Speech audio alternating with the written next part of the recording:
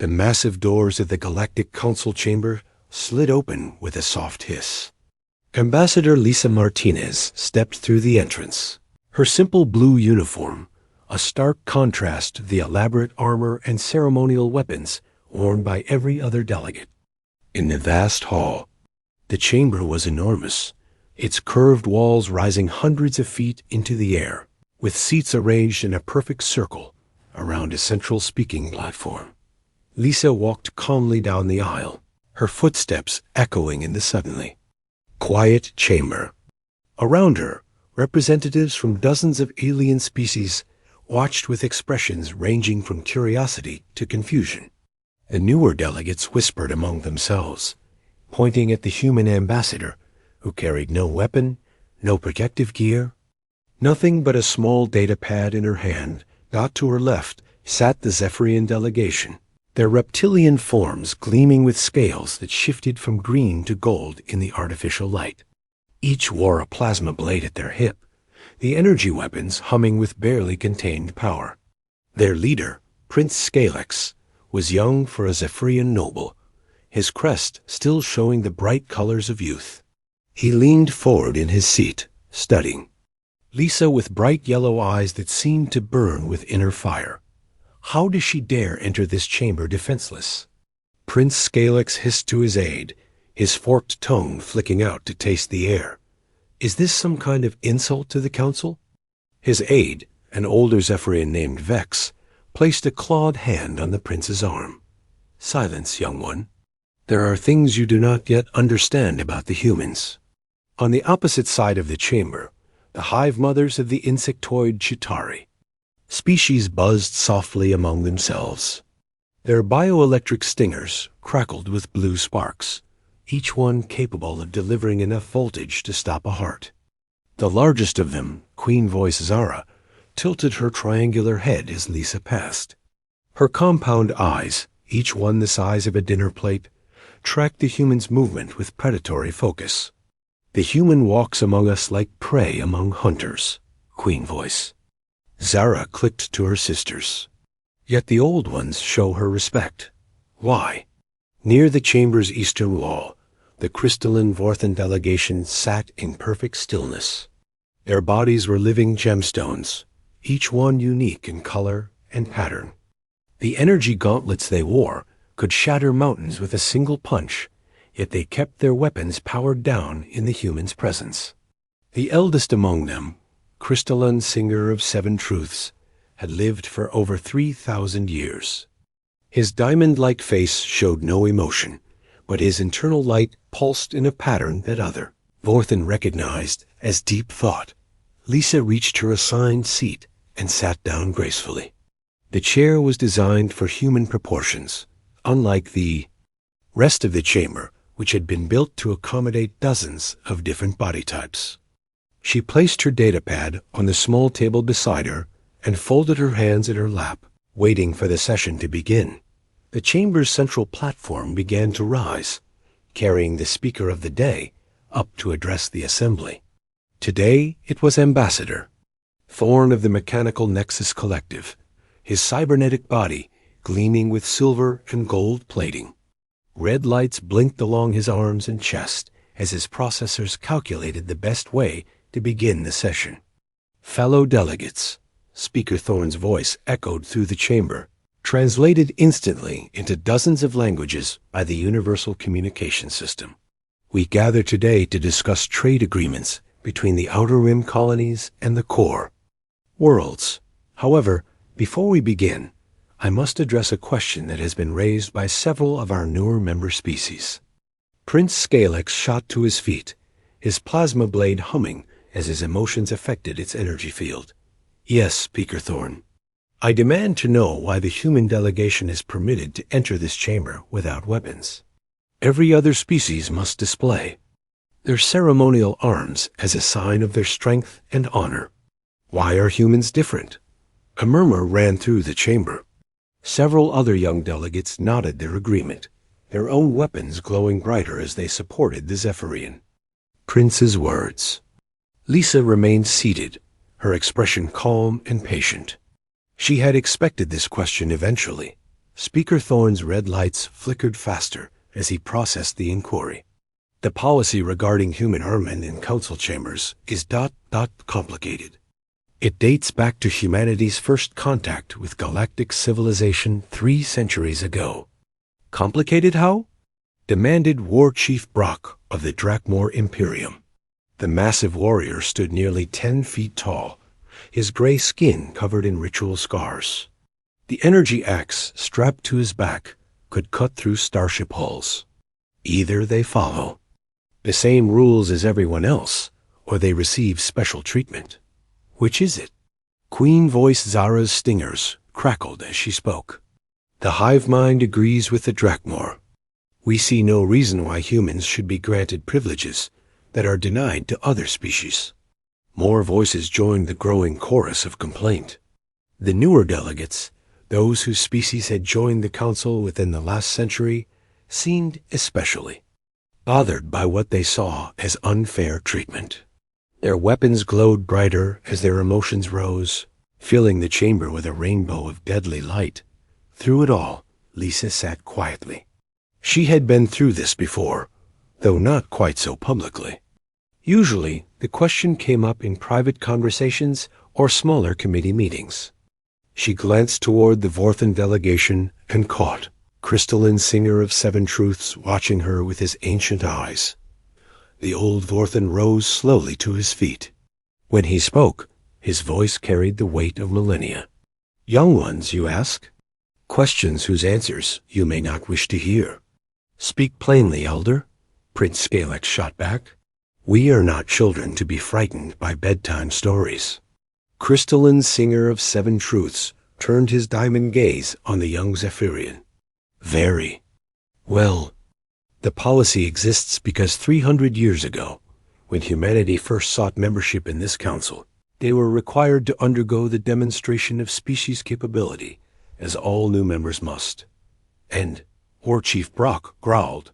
And they passed, the Vorthan said simply. They passed in such a manner that the council voted unanimously to create new policies specifically for human interaction. The chamber fell silent. A unanimous vote from the Galactic Council was almost unheard of. In the 3,000 years since its founding, there had been fewer than a dozen unanimous decisions on anything. What kind of demonstration could possibly justify such special treatment? Queen Voice Zara asked, her compound eyes narrowing. Crystalline Singer of Seven Truths looked around the chamber, his gaze touching each delegation in turn. The records of that demonstration are sealed in the Great Archive, accessible only to those with the highest security clearance. But I will tell you this much. After witnessing what humans are capable of when they choose to fight, the Council decided that the galaxy was much safer with humans as friends rather than enemies. You speak in riddles, old one, Prince Scalex hissed. If humans are so dangerous, why allow them in the Council at all? Because, came a new voice from the back of the chamber, sometimes the most dangerous thing you can do is make an enemy of someone who could be your greatest ally. All heads turned to see Dr. Kevin Walsh, the human historian, who served as an advisor to the Council's Archives Department. He was older than Lisa, his hair gray at the temples, but his eyes held the same calm confidence that seemed to mark all. Humans. Dr. Walsh, Speaker Thorne acknowledged. Do you wish to address the chamber? Only to say that the records exist for those curious enough to seek them out, Kevin replied. The Great Archive is open to all council members. The truth is there for anyone brave enough to look for it. Prince Scalex's crest flared bright red with anger. Are you suggesting we lack courage, human? Kevin smiled, expression that somehow managed to be both friendly and unsettling. Not at all, Prince Scalex. I'm simply noting that some knowledge comes with a price. Once you learn certain truths, you cannot unlearn them. Or Chief Brock slammed his massive fist on his chair's armrest. Enough riddles. I will see these records myself. As will I, Queen Voice Zara declared, her stingers sparking. And one, Prince. Scalex added, his eyes burning with determination. crystalline singer of seven truths sighed. They sound like wind through crystal caves. So be it. But remember, young ones, that you asked for this knowledge. Do not blame the darkness for what you find when you choose to light a torch. Lisa finally spoke, her voice cutting through the tension like a blade. The Great Archive is open to all council members. Section 7, Sublevel 12. The records you seek are filed under First Contact Protocols, Human Species, Demonstration of Capability. Good luck. As the session continued with its planned agenda, several delegates were already making plans to visit the archive. They wanted answers to questions they had carried for years, decades, or in some cases, centuries. None of them suspected that by seeking those answers, they were about to uncover a truth that would change their understanding of humanity forever. Dot in her seat. Lisa Martinez continued to sit unarmed among a chamber full of the galaxy's most dangerous weapons, secure in the knowledge that she was still the most dangerous thing in the room. 3 days after the heated council session, Prince Scalex made his way through the winding corridors of the Great Archive. The massive library complex stretched for miles beneath the council station, its walls lined with data storage units that contained the accumulated knowledge of hundreds of civilizations. The air hummed with the soft sound of quantum processors working to organize and catalog billions of pieces of information. Prince Scalex was not alone in his quest. War Chief Brock walked beside him, the huge Drakmor warrior having to duck his head to avoid hitting the ceiling fixtures designed for smaller species. Queen Voice Zara floated behind them, her wings buzzing softly as she kept pace with the walking delegates. Her compound eyes scanned the corridor markings, looking for the section numbers Lisa Martinez had mentioned. Section 7 should be just ahead, Zara clicked, her translator converting her hive speak into standard galactic. The human was very specific about the location.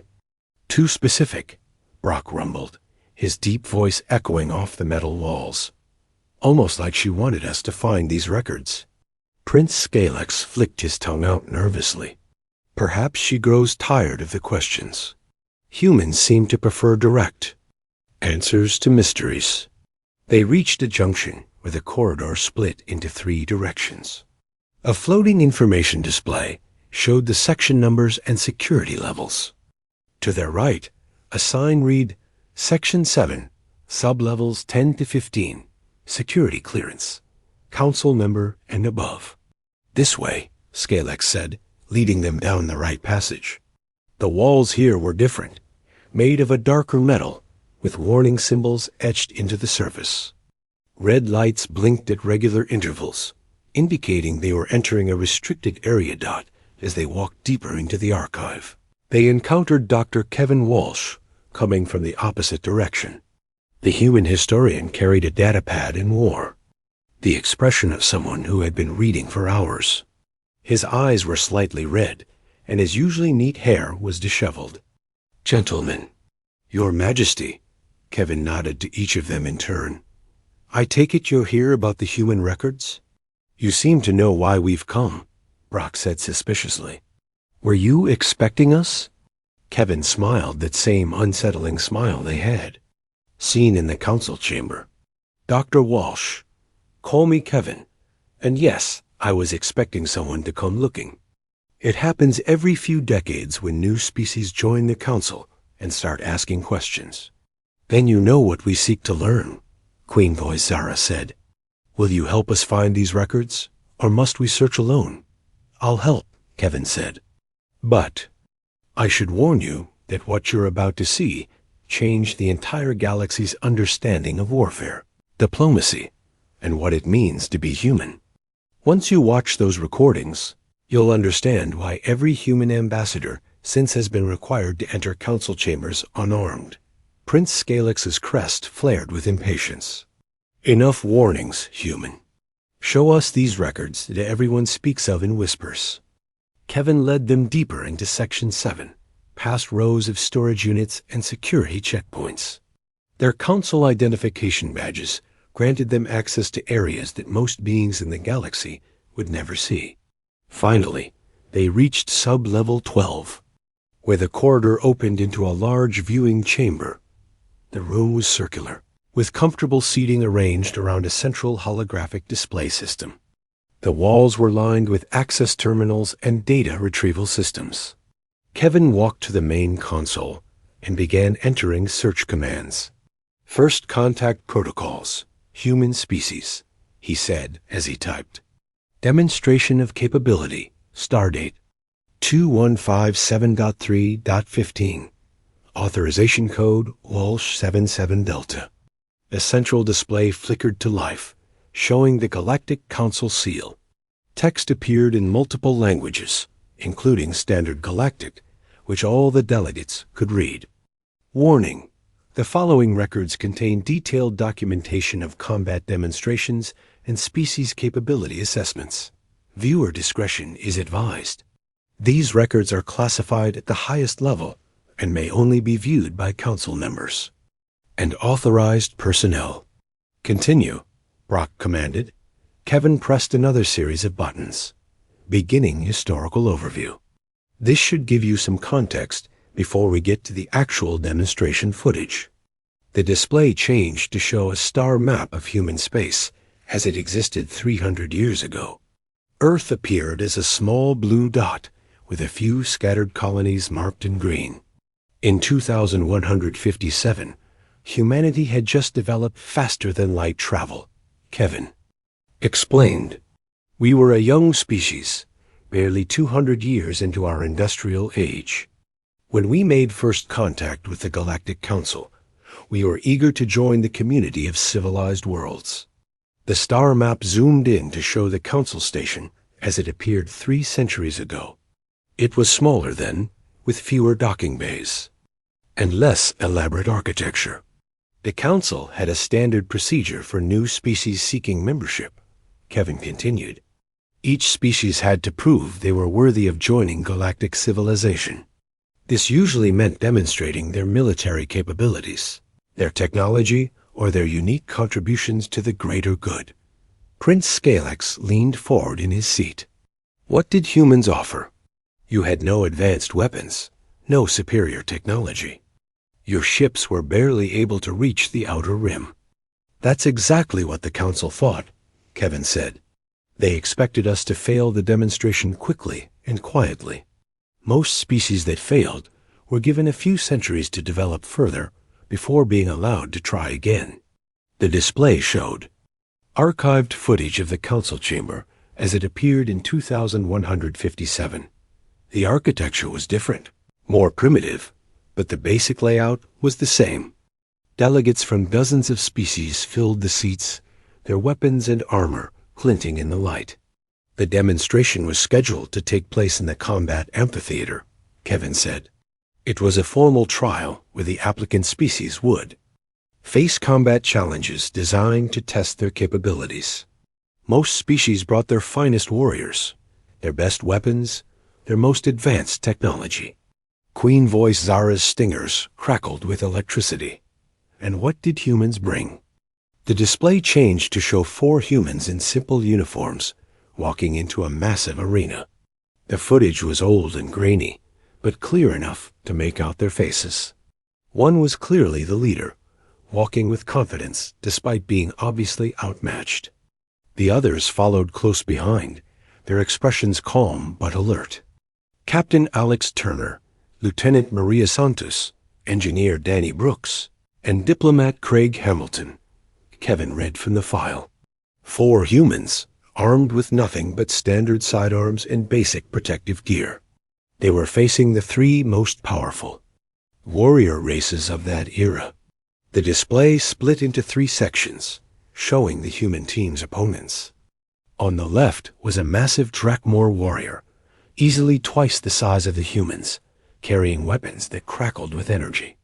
In the center stood a Zephyrian battlemaster, his scales gleaming with built-in armor plating and his claws extended to full length. On the right was a cybernetic being from the Nexus Collective, its body more machine than organic, bristling with weapons and sensors. War leader Thaxon of the Drakmor Imperium, Kevin continued. Striker of Flames of the Zephyrian, Royal Guard, and Prime Destroyer 7 of the Nexus Collective. Each one was a champion of their species, undefeated in hundreds of battles. War Chief Brock stared at the display, recognizing the Drakmor warrior. Thaxon was my great-grandfather's battle brother. He was considered the finest warrior of his generation. His energy axe could cut through starship armor. The battle was supposed to last 5 minutes, Kevin said quietly. Maybe 10 if the humans were particularly stubborn. The betting pools in the station gave them odds of 1,000 to 1 against lasting even that long. Prince Scalex's tongue flicked out nervously. How long did it actually last? Kevin's fingers hovered over the console. Are you sure you want to see this? Once you watch what happens next, you'll understand why the Council voted unanimously to change their policies regarding humans. You'll understand why we're not allowed to carry weapons in Council chambers. And you'll understand why some knowledge comes with a price. The 3 delegates looked at each other. Each could see the doubt beginning to creep into the other's expressions. But they had come too far to turn back now. Show us, Queen Voice Zara said firmly. We must know the truth. Kevin nodded and pressed the final command. Beginning playback of combat demonstration. Human species capability assessment. Warning, what you are about to see has been classified 300 years. The Council decided that this footage should only be viewed by those with the highest security clearance, and only when absolutely necessary.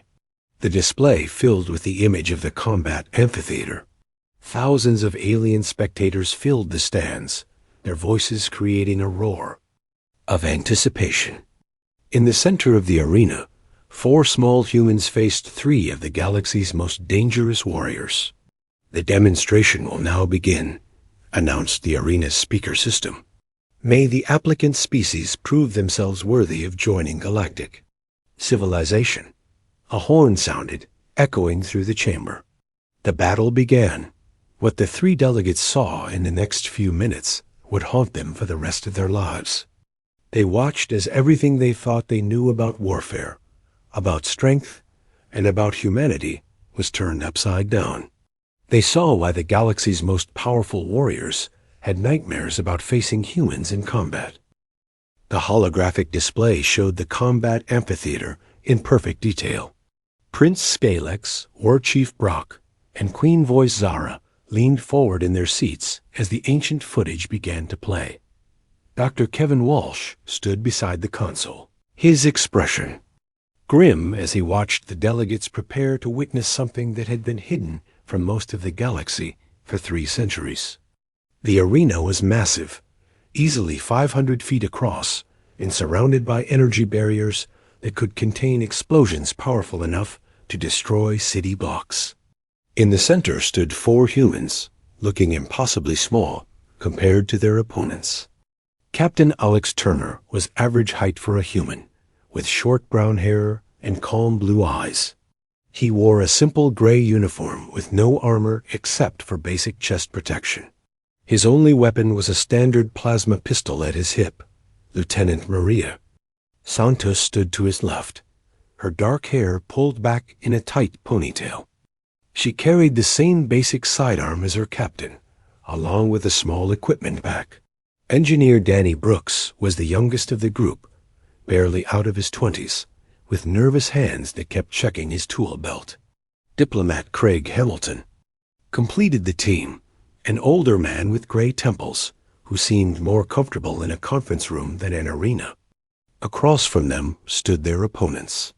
War leader Thaxon was a mountain of gray flesh and bone, standing nearly 12 feet tall.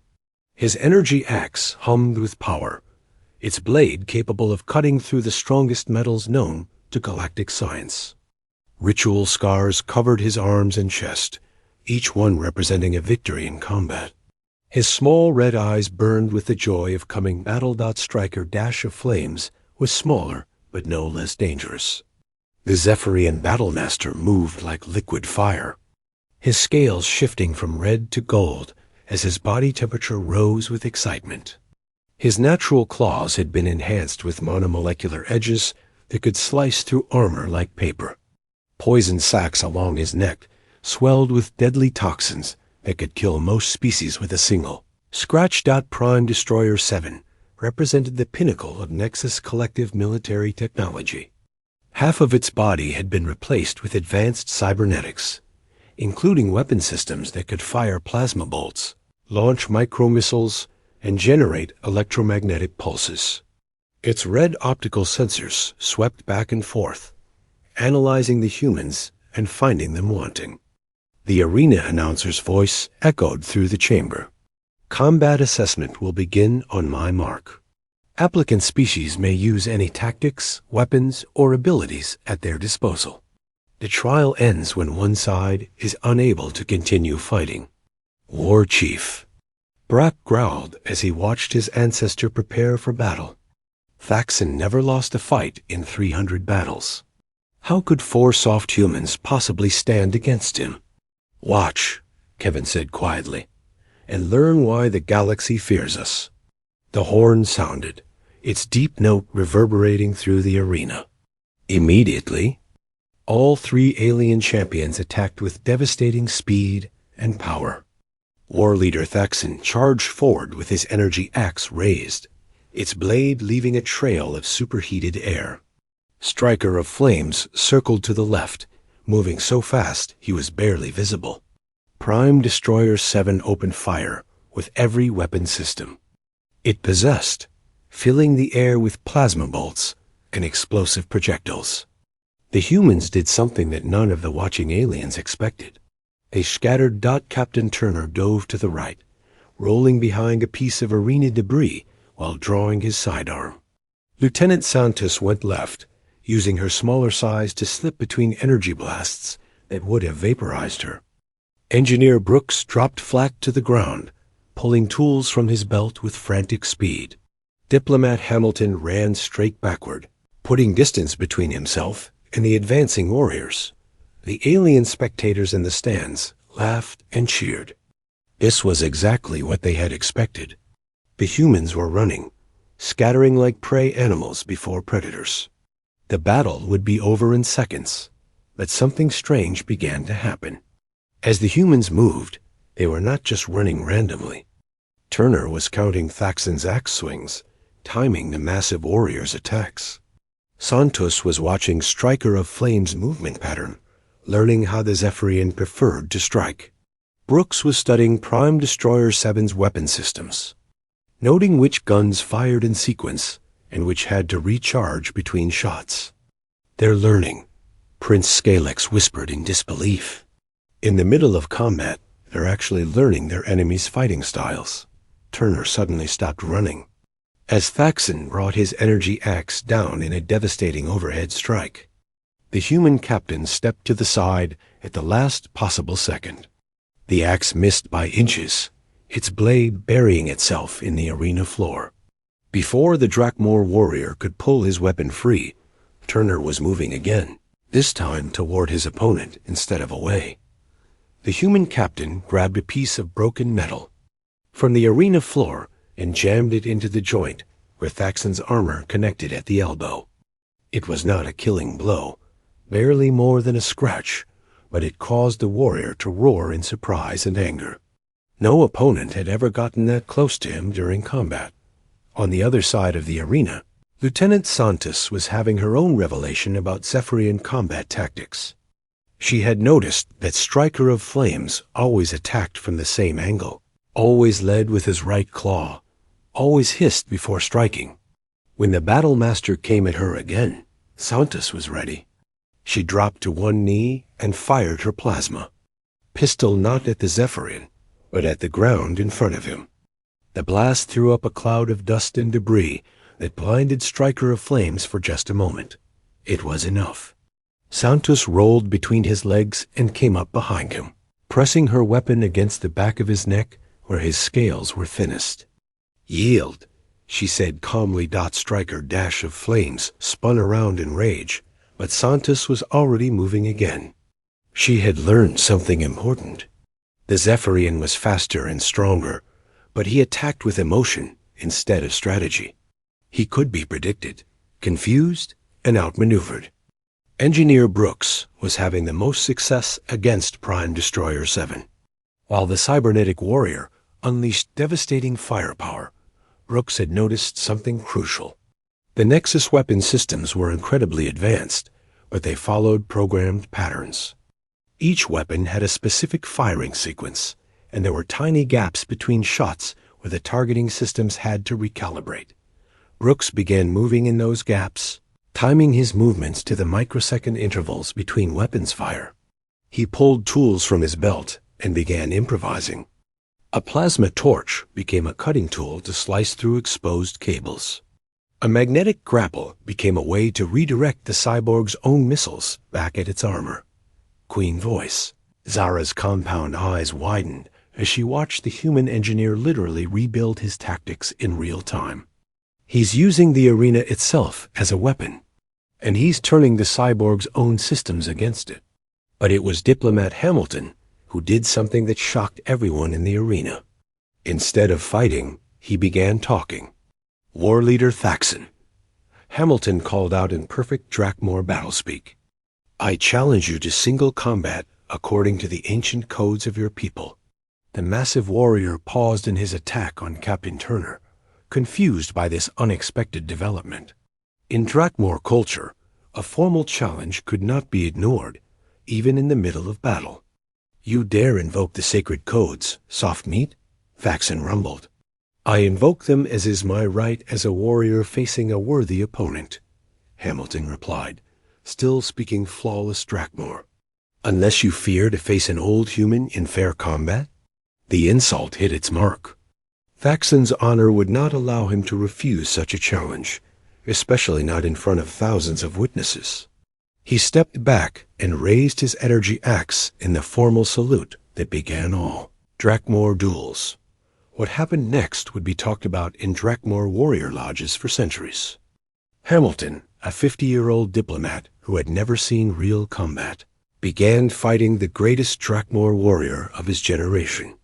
And somehow, impossibly, he was winning. The human did not try to match Thaxon's strength or speed. Instead, he used the warrior's own honor code against him. Every time Thaxon raised his axe for a killing blow, Hamilton would invoke some obscure rule of Drakmor combat that required a different attack. He turned the duel into a lesson in Drakmor law and tradition, using words as weapons more deadly than any blade. Meanwhile, the other three humans continued their own battles. Turner had somehow gotten Striker of Flames and Prime Destroyer 7 to start fighting each other by positioning himself so their attacks crossed paths. Santos was using pieces of broken arena equipment to build improvised weapons and barriers. Brooks had actually managed to reprogram some of the cyborg systems, using nothing but his engineering tools and raw determination. The battle that was supposed to last 5 minutes stretched to 10, then 20, then an hour. The alien spectators fell silent as they watched something impossible happening before their eyes. The humans were not just surviving against superior opponents. They were adapting, learning, and somehow gaining the advantage. How is this possible? War Chief Brock demanded, his voice filled with awe and terror. Kevin Walsh looked at the three delegates with sad eyes. This is what humans do, he said quietly. We don't just fight, we evolve. In real time, under pressure, in the middle of combat. We take everything our enemies throw at us, and we make it part of ourselves. Every attack teaches us something new. Every mistake makes us stronger. The holographic display faded to black as the ancient footage ended. In the viewing chamber, Prince Scalex, War Chief Brock, and Queen Voice Zara sat in complete silence. Their minds struggled to process what they had just witnessed. The greatest warriors their species had ever produced, defeated by 4 humans who had started the battle at an impossible disadvantage. Dr. Kevin Walsh watched the reactions carefully. He had seen this same shocked expression on the faces of dozens of alien delegates over the years. The moment when they realized that everything they thought they knew about warfare had been wrong. That was just the beginning, Kevin said quietly. What you saw in the arena was only the first part of what happened that day. The real shock came afterward, when the Council scientists began to analyze what they had witnessed. Prince Scalex finally found his voice, though it came out as barely more than a whisper. How did they do it? Striker of Flames was the finest warrior in Zephyrian history. He had never been defeated in over 200 battles. Your Lieutenant Santos defeated him without even seriously injuring him. War Chief Brock added, his massive hands clenched into fists. She turned his own strengths against him, made him fight against his own nature. Queen Voice Zara's compound eyes were dim with confusion. Prime Destroyer 7 was built to be the perfect killing machine. Its combat programming was designed by the greatest military minds in the Nexus Collective. How did a simple engineer defeat it with basic tools? Kevin pulled up another set of files on the display. The Council asked the same questions. Within hours of the demonstration, every major species had teams of scientists studying the footage. They wanted to understand what they had witnessed. The display showed a series of reports and analysis documents. Each one bore the seal of a different alien species, from the methodical Vorthan to the aggressive Drakmor. All of them reached similar conclusions that terrified their respective governments. Dr. Zenth Prime of the Altarian Collective was the first to publish his findings, Kevin continued. His report was classified immediately, but not before every council member had read it. The title was simple: Humanity, an Analysis of Adaptive Combat Evolution. A new document appeared on the screen. Prince Scalex leaned forward to read the summary, his crest flickering between colors as his emotions shifted from curiosity to fear. According to Dr. Zenth Prime's analysis, what happened in that arena was not luck or skill, Kevin explained. It was evolution in action. Humans possess a unique combination of traits that make them the most dangerous species the galaxy has ever encountered. War Chief Brock growled deep in his throat. Explain these traits, human. What makes your species so different from ours? Kevin touched the console and brought up a series of brain scans and genetic analysis charts. First, humans have pattern recognition abilities that border on precognition. Captain Turner was not just watching war leader Faxon fight. He was learning the mathematical patterns behind every attack, every movement, every tactical decision. Within minutes, he could predict what your ancestor would do before Faxon himself knew. The display showed detailed brain activity scans from human subjects during combat simulations. Areas of the brain lit up in complex patterns that the alien scientists had never seen before. Second, humans possess what Dr. Zenth Prime called real-time tactical evolution, Kevin continued. Most species develop fighting techniques over generations through trial and error. Humans do it in minutes. Every failed attack teaches them something new. Every successful defense becomes part of their permanent combat knowledge. Queen Voice Zara's stingers crackled with nervous energy. But that should be impossible. No species can learn that quickly under combat stress. Most species can't, Kevin agreed. But humans evolved on a planet where everything was trying to kill us. We had to learn fast or die. Those who couldn't adapt quickly enough didn't survive to pass on their genes. After millions of years of this, we became a species that treats impossible odds as just another problem to solve. Prince Scalex stared at the brain scans with growing horror. You're saying that humans are naturally built for war? Not just war, Kevin said. We're built for survival in any situation. War is just one application of our adaptive abilities. But there's more. The display changed to show psychological profiles and behavioral analysis reports. Charts and graphs filled the screen, each one more disturbing than the last. Third, humans possess pack bonding abilities that create unbreakable unit cohesion, Kevin explained. Did you notice how the 4 humans in the arena fought?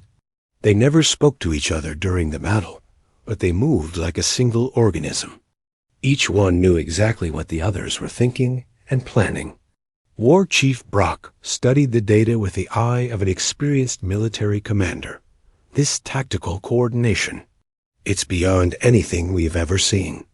Our best units require years of training to achieve even basic unit cohesion. Humans do it instinctively, Kevin said. We form emotional bonds that transcend rational thought. When one human is threatened, the others don't just help out of duty or orders. They help because they literally cannot conceive of abandoning a pack member. It makes us unpredictable and extremely dangerous. The reports continued to scroll past, each one adding another layer to the growing picture of human capabilities.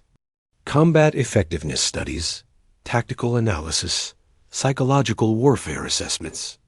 Every document painted the same terrifying picture. Fourth, and perhaps most dangerous of all, humans treat devastating losses as learning experiences rather than crushing defeats, Kevin said. When other species lose a battle, they mourn their dead and try to recover. When humans lose a battle, we study what went wrong and make sure it never happens again. Queen Voice Zara's wings buzzed with agitation. You speak of loss as if it strengthens you. That makes no sense. It doesn't make sense to most species, Kevin agreed. But humans have a saying, what doesn't kill you makes you stronger. We don't just survive disasters. We become more dangerous because of them. Every defeat teaches us something that makes us harder to defeat the next time. Prince Scalex was reading through the psychological profiles, his expression growing more disturbed by the moment. According to these reports, humans show abnormal resilience to psychological warfare, propaganda, and morale attacks. How is that possible? Because we're insane by galactic standards, Kevin said with that unsettling human smile. Most species have rational responses to overwhelming odds. They surrender, retreat, or break under pressure. Humans look at impossible situations and ask, how can we make this work? We treat certain death as an interesting challenge. The display showed footage from other human conflicts, battles where human forces had been outnumbered 100-2. Won and somehow managed to win through pure stubborn refusal to accept defeat. The Council's military strategists ran thousands of wargame simulations after the demonstration. Kevin continued. In every scenario where humans were involved, the same pattern emerged. Humans don't just adapt to enemy tactics. They absorb them, improve them, and turn them back with compound interest. War Chief Brock slammed his fist on the armrest of his chair. This is madness. No species can be that adaptable. Every species in the galaxy evolves along specialized paths, Kevin explained. Drakmor developed raw physical power. Zephyrians developed speed and agility. The Nexus Collective developed technological integration. But humans developed the most dangerous trait of all, the ability to steal and improve upon every other species' advantages. The display showed comparative analysis charts that made the 3 delegates' worst fears look optimistic. In simulation after simulation, human forces adapted to their enemies' strengths and turned them into human advantages. The final report was delivered to the Emergency Council session 3 days after the demonstration, Kevin said. It was presented by Elder Crystalline Singer of 7 Truths, who had witnessed the rise and fall of dozens of galactic civilizations. New document appeared, bearing the ancient Vorthan's crystalline signature. Its title was simple but chilling. Recommendation for Human Integration, Threat Assessment, and Containment Protocols. The Elder's conclusion was simple, Kevin continued. The galaxy had 2 choices: make humans allies or wait for humans to make the choice for the galaxy. There was no third option. Prince Scalex's voice was barely audible. What did the council decide? They voted unanimously to grant humanity immediate membership with full privileges, Kevin said. But they also implemented special protocols for human interaction. Protocols designed to ensure that human adaptability was channeled toward cooperation, rather than conquest. Queen Voice Zara's stingers had stopped crackling. She sat perfectly still, processing the implications of what she had learned. The weapons ban in council chambers, ... is not a privilege, Kevin finished. It's a safeguard. When humans enter those chambers unarmed, it limits our potential for adaptation. We can't learn from weapons we don't see. We can't improve upon tactics we aren't exposed to. War Chief Brock understood the implications immediately. You're saying that allowing humans to carry weapons in council chambers would be suicidal, Kevin said bluntly. Within a few sessions, we would have studied every weapon, analyzed every fighting style, and developed counters to every tactical advantage. 2 weeks after their visit to the Great Archive, Prince Scalex, War Chief Brock, and Queen Voice Zara found themselves back in the Galactic Council Chamber. This time, they sat quietly in their seats, their weapons powered down and their expressions thoughtful. The knowledge they had gained weighed heavily on their minds, changing how they saw everything around them. The chamber buzzed with conversation as delegates from dozens of species discussed trade agreements and territorial disputes. But the three who had witnessed the archived footage found themselves watching Ambassador Lisa Martinez with new eyes. She sat in her usual seat, unarmed and calm, reviewing notes on her datapad. What had once seemed like weakness now appeared to be something far more complex. Speaker Thorne called the session to order, his mechanical voice echoing through the vast hall. Today's agenda includes several important matters, he announced.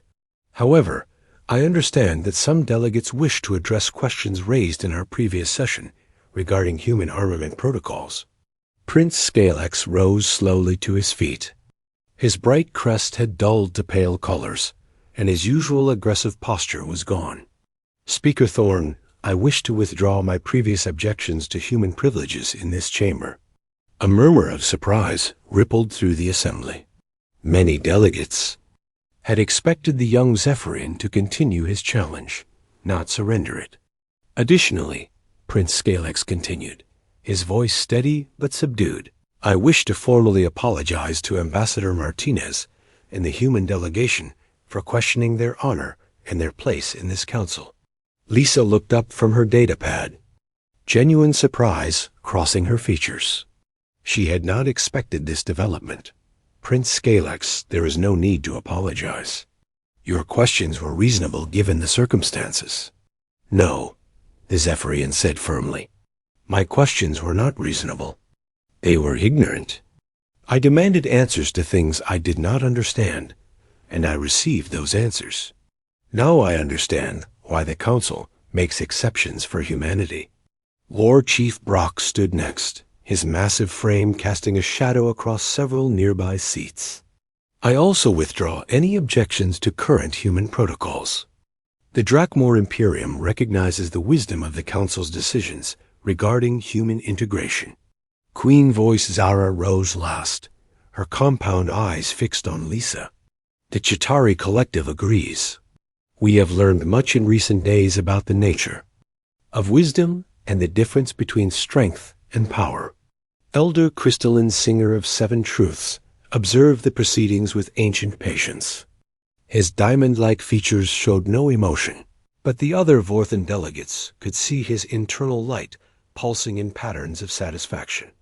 Speaker Thorne's red optical sensors flickered as he processed this unexpected turn of events.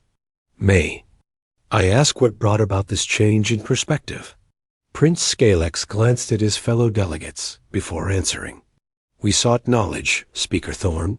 We found it in the Great Archive. The truth is ... illuminating. Several newer delegates looked confused by this exchange. They had not been present for the original challenge and did not understand what had changed. A young delegate from the amphibian aquari species raised a webbed hand to speak. "I do not understand," Delegate Coral Song clicked in her watery voice. What knowledge could cause such a dramatic change in position? Lisa Martinez set down her datapad and looked around the chamber. She could see the curiosity in dozens of alien faces, the confusion in younger delegates, and the knowing looks from older members who had lived through humanity's integration into galactic society. "Perhaps," Lisa said, rising gracefully to her feet, "it would be helpful if I explained the policy from humanity's perspective." Speaker Thorne nodded his mechanical head. "The floor recognizes Ambassador Martinez." Lisa walked to the central speaking platform, her footsteps echoing in the now silent chamber. She looked around at the assembled delegates, taking in their weapons, their armor, their displays of species power and pride. "Fellow delegates," she began, her voice carrying clearly through the chamber's acoustics. "You want to know why humans are not permitted to carry weapons in these halls. The answer is simple, though perhaps not what you expect." She paused, gathering her thoughts.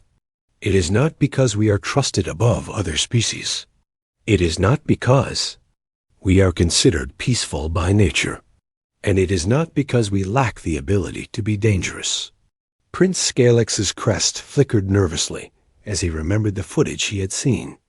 "The policy exists," Lisa continued, "because the Council learned something about humanity 300 years ago. Something that changed how every species in the galaxy thinks about warfare, diplomacy, and survival itself." Delegate Coral Song leaned forward in her moisture-filled chair. "What did they learn?" Lisa smiled, and several of the older delegates shifted uncomfortably in their seats. That human smile had become famous throughout the galaxy, though few understood why it made them nervous. "They learned that humans do not need weapons to be dangerous," Lisa said simply. "We are the weapon." A ripple of unease passed through the chamber. Newer delegates looked confused, but older members nodded grimly. "Every species in this chamber evolved along specialized paths," Lisa explained. Drakmor developed incredible physical strength. Zephyrians became masters of speed and agility. The Nexus Collective achieved perfect integration of organic and mechanical systems. Each species found their niche and became the best at what they do. She gestured to the assembled delegates. "But humans are different. We did not evolve to be the strongest, or the fastest, or the most technologically advanced. We evolved to be the most adaptable." War Chief Brock's deep voice rumbled through the chamber. "Explain what you mean by adaptable." "I mean that humans view every challenge as a puzzle to be solved, rather than an obstacle to be overcome through predetermined strengths," Lisa replied. "When we encounter something we cannot defeat through force, we find another way. When we face superior technology, we learn to use it better than its creators. When we meet faster or stronger opponents, we discover their weaknesses and exploit them." Queen Voice Zara's stingers crackled softly. "But surely every species adapts to some degree." "Not like humans," Lisa said. "Most species adapt over generations through careful planning and gradual change.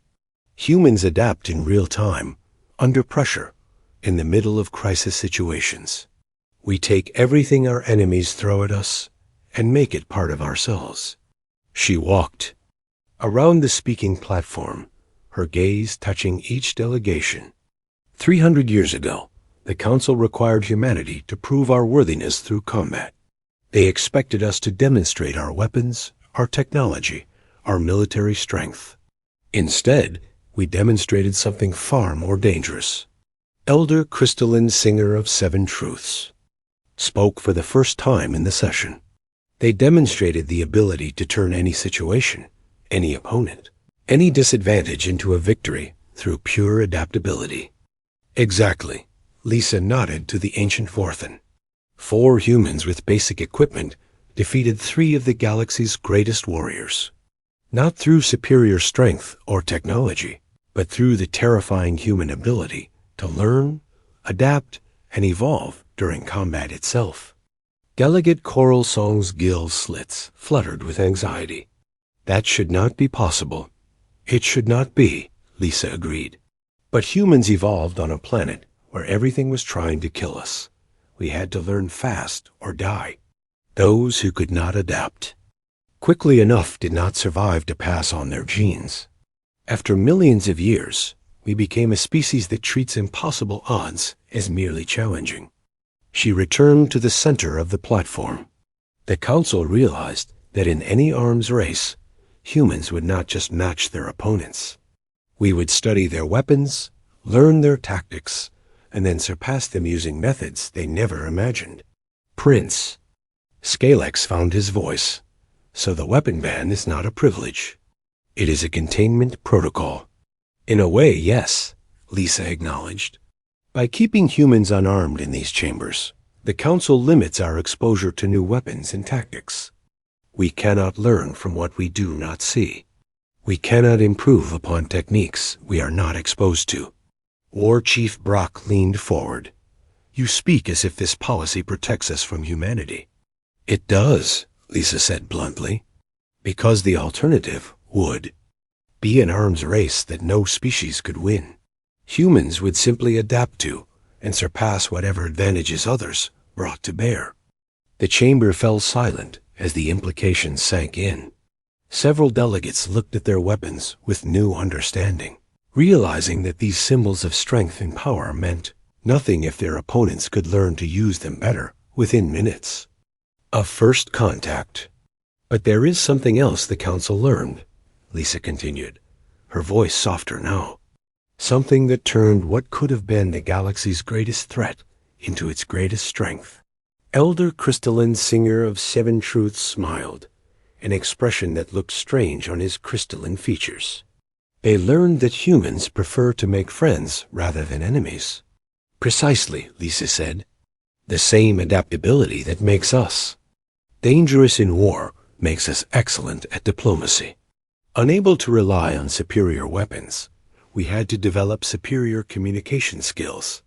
We learned to understand other species, not to defeat them, but to work with them. She gestured to the diverse assembly around her. This policy forced humanity to become the galaxy's premier mediators and negotiators. We learned that building alliances was more effective than building weapons.